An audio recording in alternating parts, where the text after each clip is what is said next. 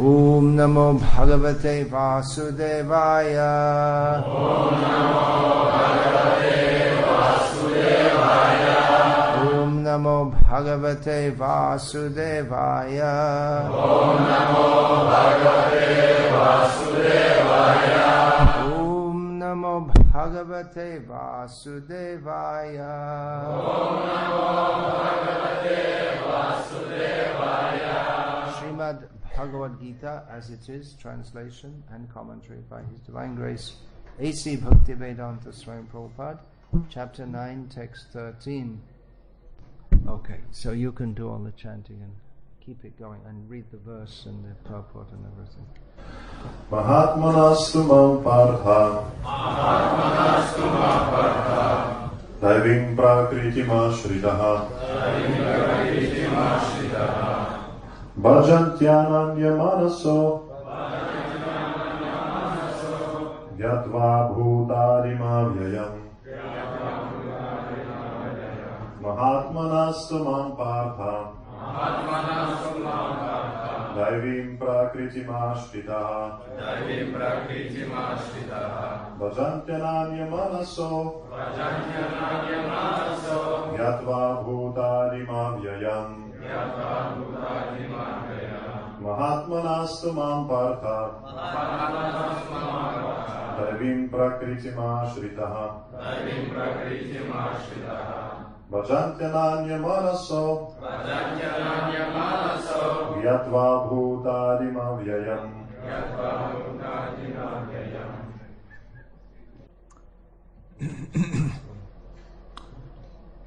The word Mahatma means a great person.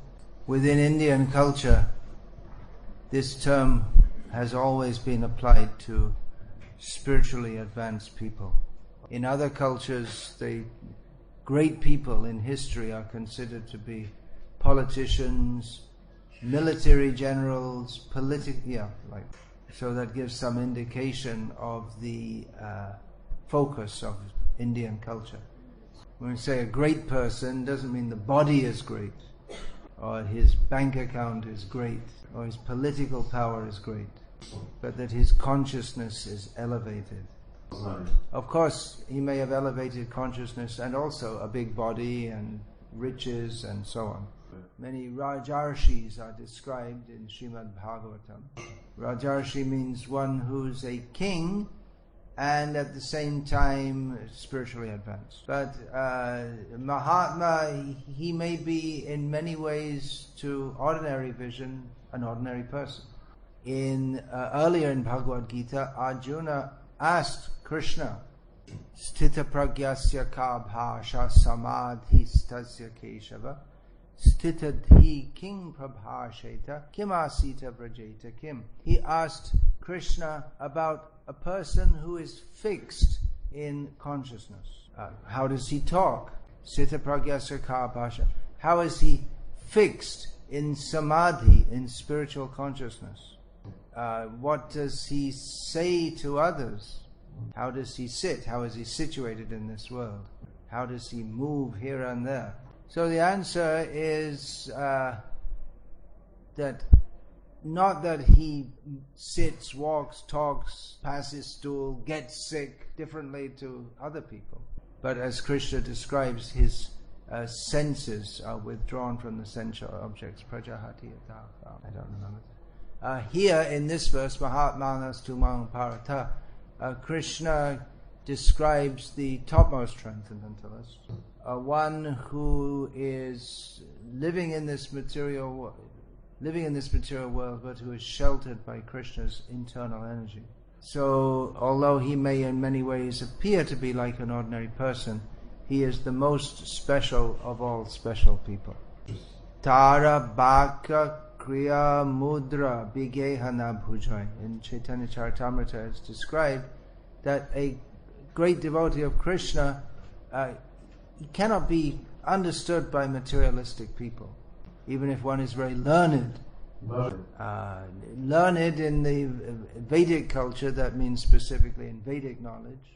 In the modern age, that we may think someone who is qualified to understand someone else if they study psychology.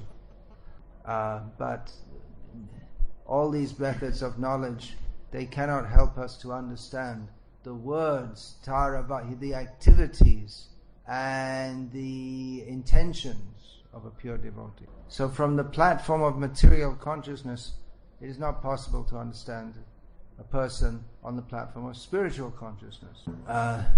Those of you who have studied the songs of Bhaktivinoda Thakur will find that they are full of intense feeling.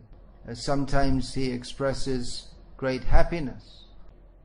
Atmanivedantu apade kari hoino paramashuki. For instance, he says that addressing Krishna, that having surrendered my whole being to yourself, to your lotus feet, I become topmost happy.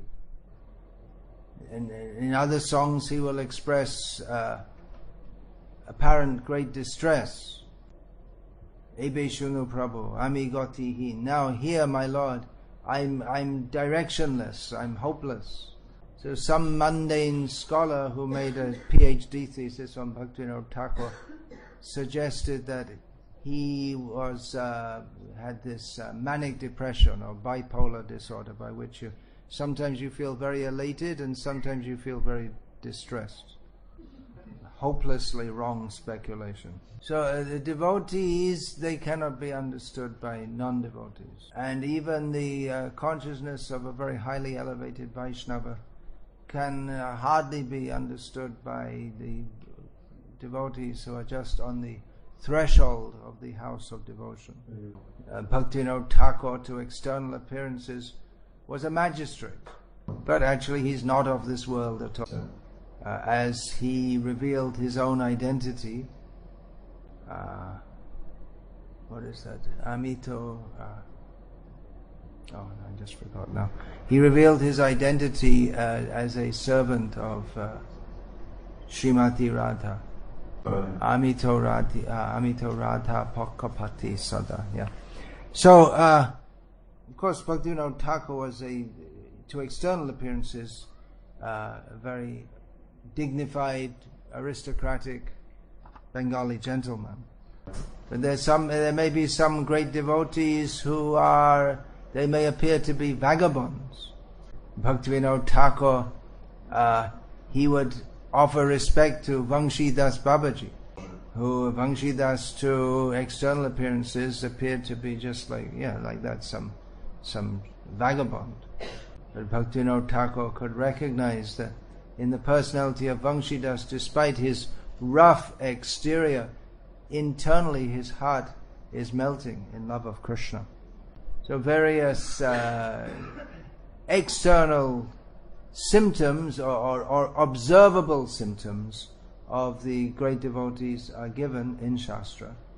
Kshanti, he tolerates all material conditions. And Kshanti, then Avyartha Kaladvam, he doesn't waste time, he is always engaged in Krishna service.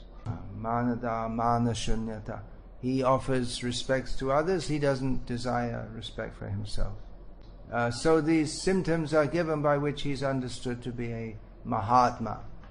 He's the topmost person. How much people in this world desire to be recognized as superior to others.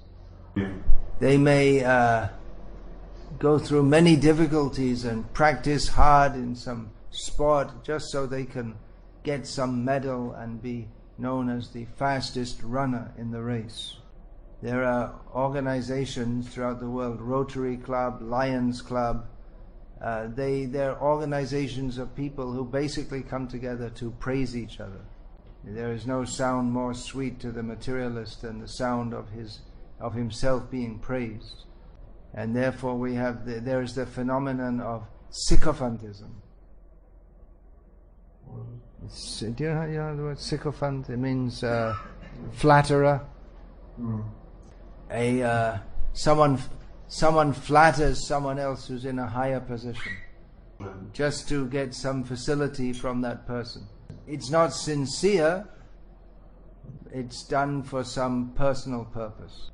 So a person who is desirous of praise like that is as foolish as the person who praises him, or maybe more foolish.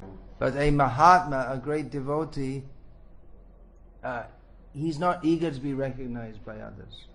In fact, sarvotam apanake hina koremani. Even though he is the topmost of all, he thinks himself the lowest. Sarvotam apanake hina koremani. This astonishing characteristic that he actually thinks he's the lowest. Once in Sweden, in a Uppsala University, Srila Prabhupada gave a lecture on the Varnashram system, in which he spoke about first-class men, second-class men, third-class men, fourth-class men, and lower. This in Sweden, the socialistic consciousness is extremely deeply ingrained. So the idea that everyone is equal. So Srila Prabhupada speaking like this is almost certain to draw some protest. And it did. So after the lecture, someone sarcastically asked Srila Prabhupada, "So you think you're the first-class man?" And Srila Prabhupada immediately responded, "No, I am the lowest because I am the servant of all." When someone responds immediately like that, you can understand they haven't stopped to make some mental calculation. It comes directly from the heart. So someone who's in the topmost position, he doesn't go around advertising himself. Hello everybody, I'd just like everyone to know that I'm a Paramahamsa. I mean, I'm not proud about it, but he doesn't think I'm a Paramahamsa. He thinks I'm the lowest. The Mayavadis, they make so much effort to overcome the ego. They say you have to stop the ego, kill the ego, stamp it out. They think like that because they think that the only way we can think is to think I'm great, so just kill the ego. But a devotee doesn't try to kill the ego, but he purifies it by understanding that I am the servant, Gopi Bharatur, Padakamalayo, Dasu Dasanudas. I'm the servant of the servant of the servant of Krishna, who is the maintainer of the gopis. So he sees that everyone else is someone for him to serve. I'm the lowest because I have to serve everyone else. He thinks like that. He actually thinks like that. Just like Srila Prabhupada did, saying that I am the lowest because I'm the servant of all.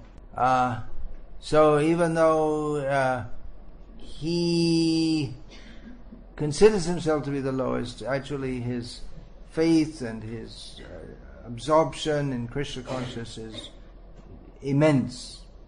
Therefore he's called a Mahatma. Generally this idea of in conventional language in India, Mahatma means someone who was given up the world and lives without any possessions.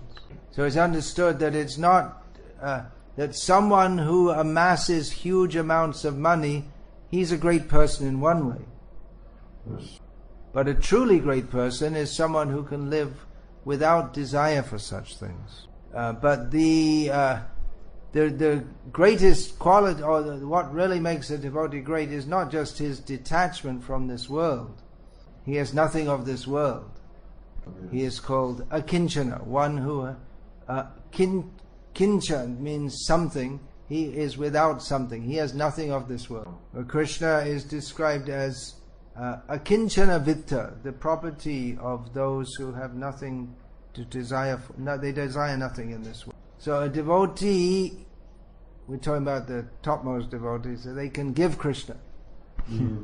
Krishna she toma, Krishna dite paro, tomara shakati ache. Bhaktivinoda Thakur prays to the Vaishnava that Krishna is yours. You can give Krishna. You have the power to give Krishna. On the other hand, if one offends a great devotee, then even if one is Krishna conscious, then one's Krishna will go away from that person. So a Mahatma can give Krishna and take Krishna.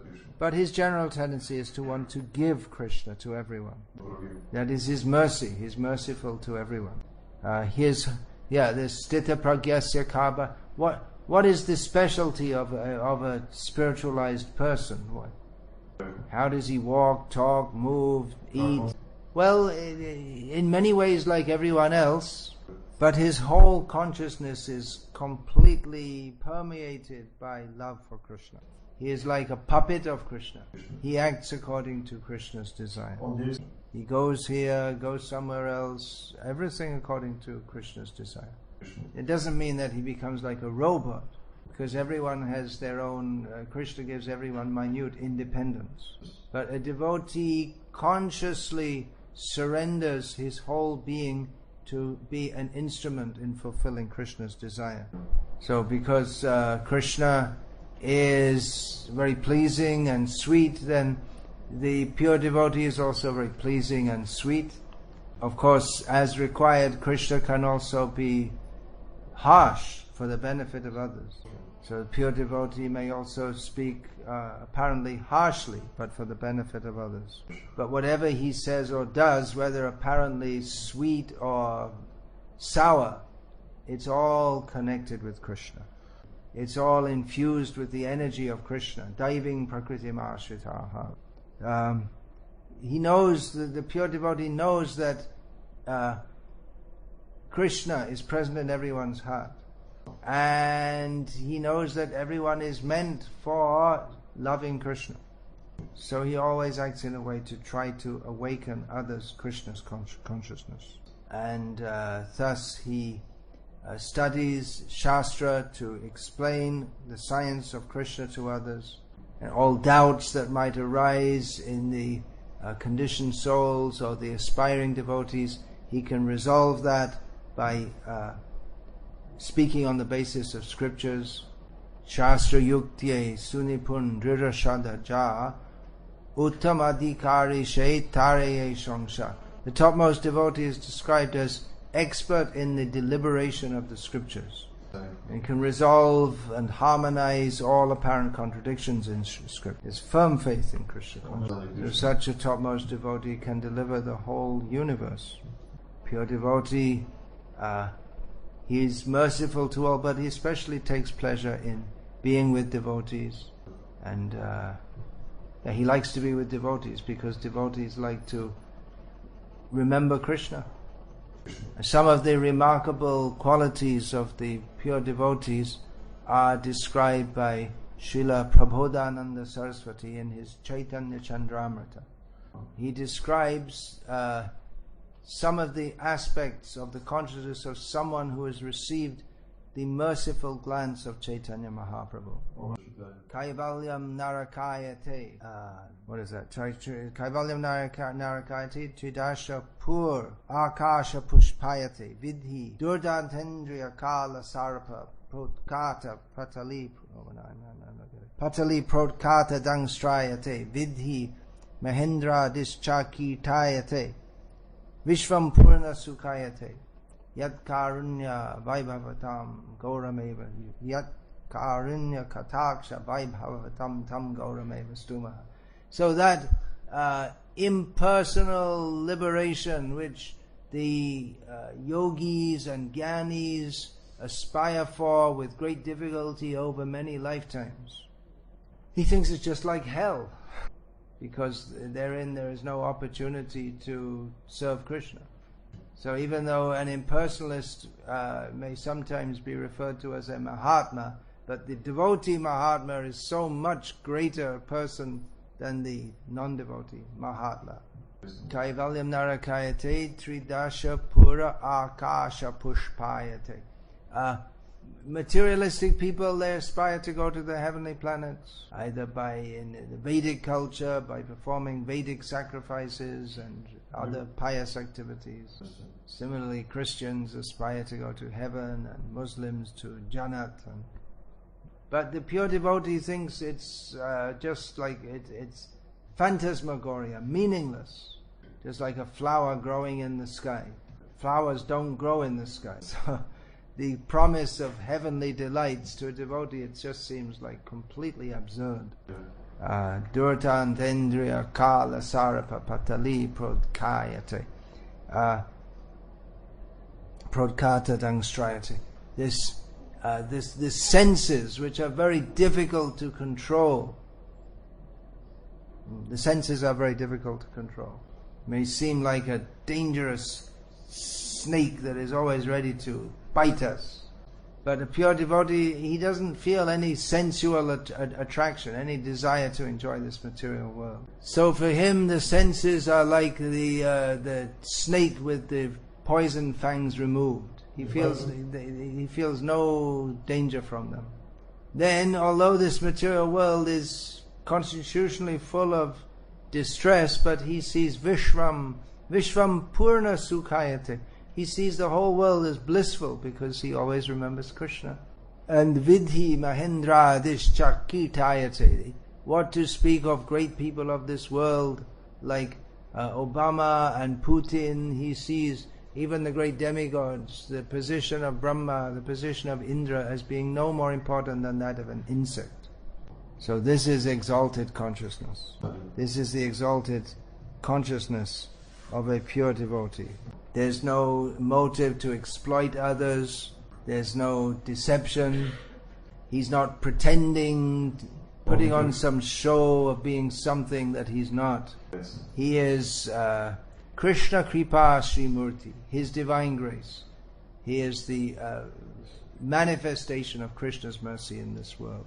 Even though he may be a topmost devotee, he acts as he follows all the rules and regulations of devotional service, just to set a good example for others. And a devotee whose heart is filled with pure love of Krishna, but he may chant his rounds and follow the basic activities of devotional service. So these, especially the level of devotional service offered by Chaitanya Mahaprabhu is so high, following in the footsteps of the gopis of Vrindavan. It's extremely exalted. Even great Vedic philosophers and even great devotees who are aiming for Vaikuntha, they cannot comprehend what a high goal this is. Such is the exalted position of the pure devotees of Chaitanya Mahaprabhu. Brahmanda tarite shakti dhare jane jane. Every one of the great devotees of Chaitanya Mahaprabhu has the power to deliver the whole universe. That particular mission to deliver the whole world to Krishna consciousness was particularly invested in our most worshipable Srila Prabhupada, who in one purport in Sri Chaitanya Charitamrita has requested all the members of the International Society for Krishna Consciousness to become pure devotees, so that by their association they may deliver others also to pure devotional service. So everyone who has been fortunate to receive the mercy of Srila Prabhupada should take that mercy fully and become fully serious about becoming fully situated in Krishna consciousness, so that they can benefit others by transmitting to others the gifts that they have received in parampara. Everyone who comes to Krishna consciousness is supposed to become a Mahatma. Srila Prabhupada often said that, well, it's not just meant for me, it's meant for everyone. Of course, Srila Prabhupada was a highly empowered devotee of Krishna. But one aspect of his empowerment was he showed how everyone can be a pure devotee, how everyone can be absorbed in Krishna thought. So when we read these descriptions of the pure devotees, or we hear these descriptions, we want to glorify the great devotees who are the personifications of such descriptions. That is also the ideal that we are ourselves to pursue. And how will we know when we're on the topmost platform? Well, we won't. Sarvotam apanake hin kare mane. The topmost devotee thinks he's the most fallen. That's Krishna's Yogamaya potency. By Krishna's Mahamaya, his external bewildering potency, someone who has no qualities thinks he's the greatest. And by his internal potency, Mahatma nastu mang partha daiving prakritim ashritaha, the topmost devotee thinks I am the lowest. So this is desirable, this position of devotion. Everything in this world, all together, put together, is not everything possible to achieve in this world is of no consequence. If we were to have overlordship of everything in this world, what is that? Nothing. The opportunity to say Hare Krishna even once is worth more than everything in the whole world. That is the vision of a devotee, and that is actually a fact. Mahatma nastu mang partha daiving prakriti mashritaha bhajantyananda manaso gyatva bhutadim avyayam. The great souls, Mahatma, Krishna tells Partha, Arjuna, who himself is a great soul, Mahatma. So the great souls, they're under the shelter of my divine energy, Krishna's internal potency. They worship me with single-pointed consciousness, knowing me to be the origin of all living beings and inexhaustible. Hare Krishna. Hare Krishna. All glories to Srila Prabhupada, who has given us this great gift of Krishna consciousness and given us the possibility and the hope and the method of attaining pure devotional service. Hare Krishna. Are there any questions, please?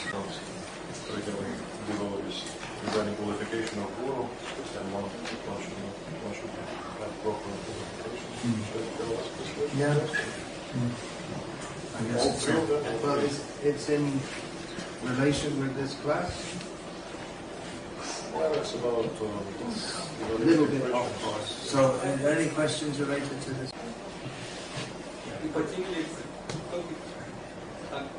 Часто преданные говорят, я слышал это выражение среди истории, связанных со Шрилой Прабхупадой, и среди нашего современного общества, когда преданные рекламируют, что я самый падший, а в действительности они не соответствуют тому уровню, который вы написали в лекции. Как отличить чувство самого падшего от настоящего осознания себя падшим?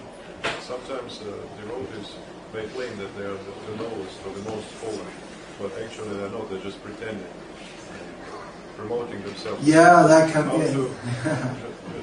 How to really differentiate between the position of those who really make themselves fallen and those who pose as the most fallen. False humility. I am the most fallen.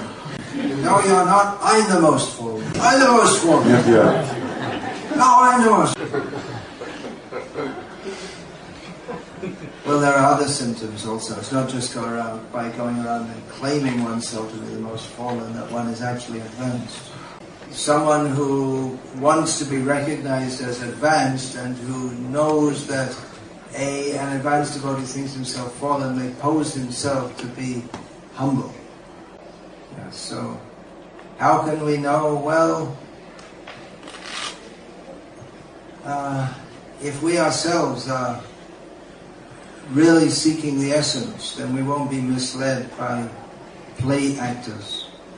If we want to be cheated, Krishna will give us the consciousness by which we will be misled by others. If we're actually sargrahi, seeking the truth, then we will be able to distinguish between who is real and who is just making a show. All right, then ask these questions. The first question is, by looking inside one's own heart, one can find a lot of anarthas and material attachments. How in this situation, in these circumstances, to fulfill instruction of Srila Prabhupada and Lord Chaitanya, to preach to everyone about Krishna, at the same time not to be duplicitous? If we have faith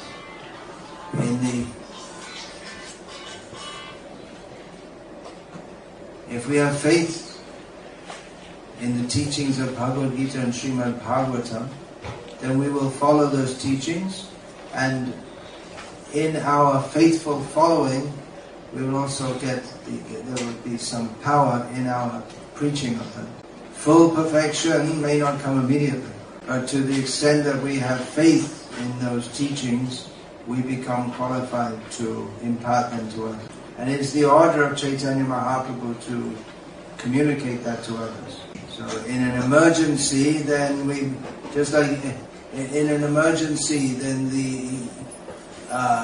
the reserve troops may be called in. When the best troops are not available, then we may have to use in a battle situation, we may have to call on the reserve troops.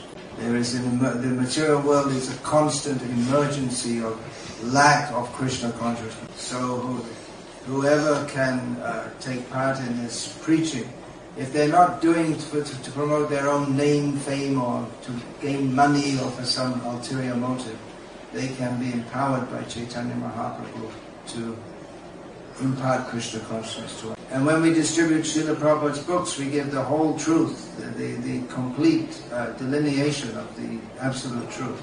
So this is a very powerful method of communicating Krishna to others by giving Srila Prabhupada's books. Sometimes devotees start to evaluate preachers. For example, I hear them say the temple is diseased with pride. We shouldn't listen to them, but we should cure them. It's a very tangible statement, because other devotees may admire lectures and the atmosphere in the temple.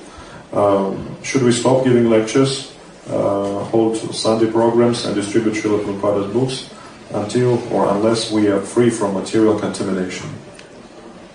Well, I think that question is already answered in the first answer to the first one. We may not be completely pure, but if we're sincere, then we can communicate Krishna consciousness to others.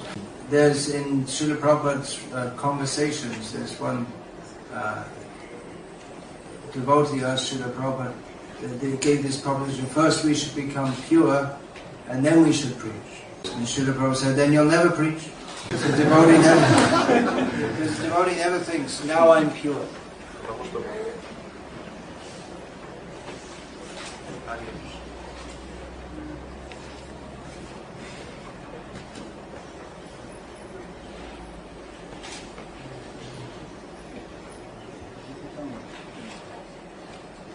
Потому что преданные думают, что никогда не будут нечистые. Всегда нечистые.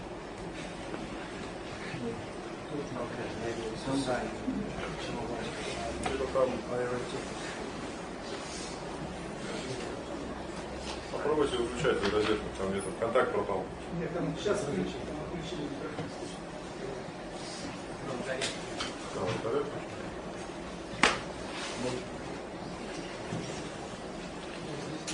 Это выключил. Hare Krishna. Yeah. A devotee never thinks I'm pure, but rather by preaching we become purified. This Jare Deko Tare Koha verse, there's another verse following that, which Chaitanya Mahaprabhu says to the Brahmana who wanted to go with Chaitanya Mahaprabhu. Chaitanya Mahaprabhu said, no, you stay here and you preach. Tara Adesh, deliver this land. So Chaitanya Mahaprabhu further said that Kabuna Badhibe Tomai E Vishoy Taranga Kunarapi E Thai Pabe Morashonga. He said, if you do this preaching, then you won't be disturbed by the waves of material existence. And you will meet me again here. In other words, the preaching itself is purified. Of course, if preaching is done with some ulterior motive, then it's not purified. So we should do that with all sincerity to benefit others. The last question, connected with preachers. As a result of mentioned above attitude to senior Vaishnavas, devotees fall into mire. What should be the mood of a devotee who sees faults in preachers, and what should he do to avoid committing offenses or apparatus that lead to fall down? Well, it's a very general question. It's something like asking, what should a doctor do if a patient is diseased? I mean, there are so many different symptoms of different diseases. The treatment has to be according to the patient. One devotee in England, who's a medical doctor, told me that part of his training, of course he's a very senior doctor now, a part of his training is to, it's psychological, to convince the patient that he needs to take the treatment. Because in many cases the patient is in denial. No, I'm fine, I don't need anything. So what to do if you see faults, then you have to try to rectify as far as possible. If we are in a position to do so, we may not be able to do so. What is that saying? That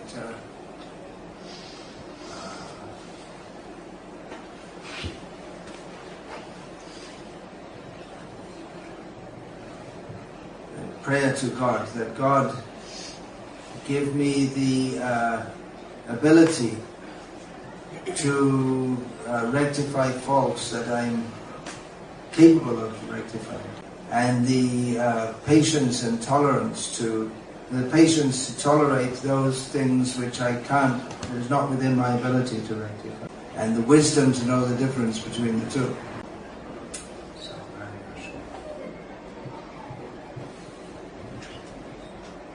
Any more questions? Or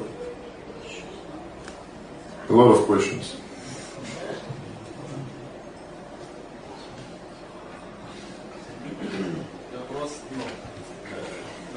Speak loudly. The person furthest away from you can hear.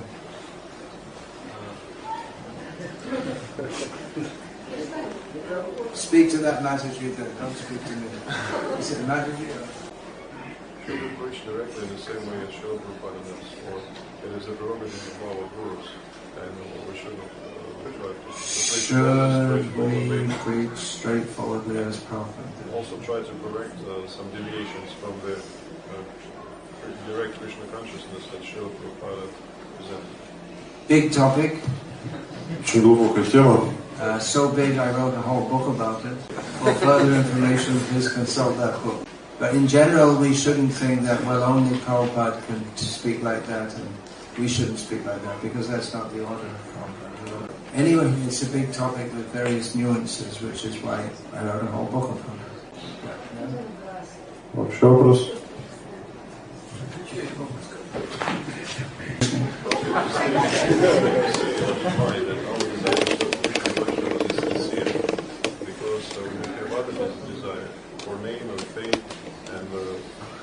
Desires are also sincere, and they may get mixed with the sincere desires.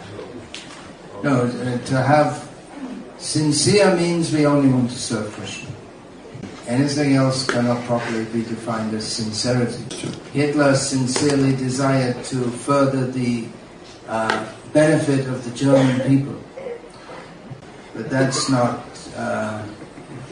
proper sincerity. So we may have a very strong desire for name, fame, glory, and so on, but that's not sincerity. There's a difference between having a strong desire and having sincerity. Sincerity is pure, which means it's focused only on Krishna's pleasure.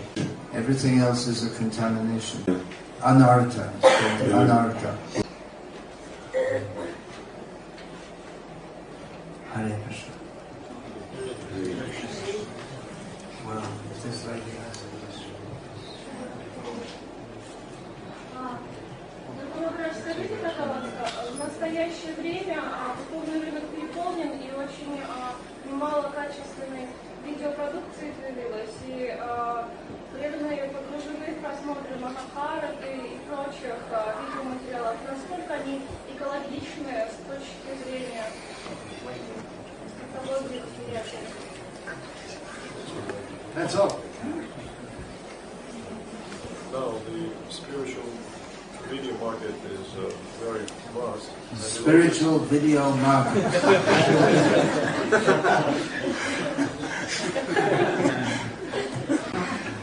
You can have spiritual life for only 500 rubles. Yeah. So it's very vast, and now a lot of videos, devotional videos now devotees watch Mahatma. Are these videos ecological for our Krishna consciousness? And I consider that ecological is like harmless for our Krishna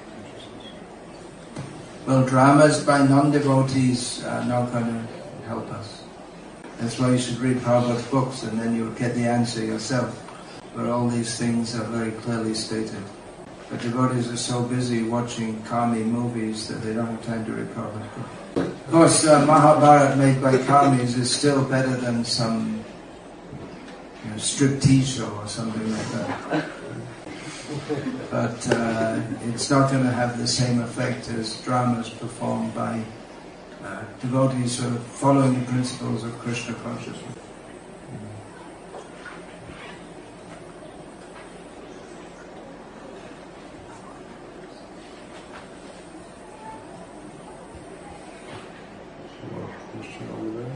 I don't know, is it a question or not? No, it is a question. Вопрос? Прабхупада просил нас вести аристократический образ жизни, и при всем при этом в нашу практику входит сбор пожертвований. Иногда брахмачари собирают пожертвования на рынках, распространяя книги или просто просят пожертвования. И как правильно нам совместить этот аристократический образ жизни со сбором пожертвований? Хорошо поставить, как они делают.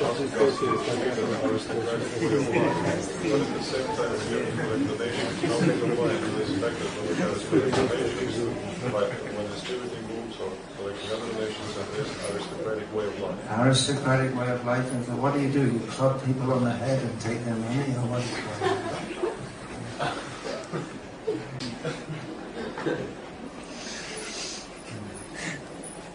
You can distribute books. What's low? You think that distributing books is something low class? Or if you want to be aristocratic, I suggest that at least at the Sunday program you dress as a Vaishnava would be expected to dress.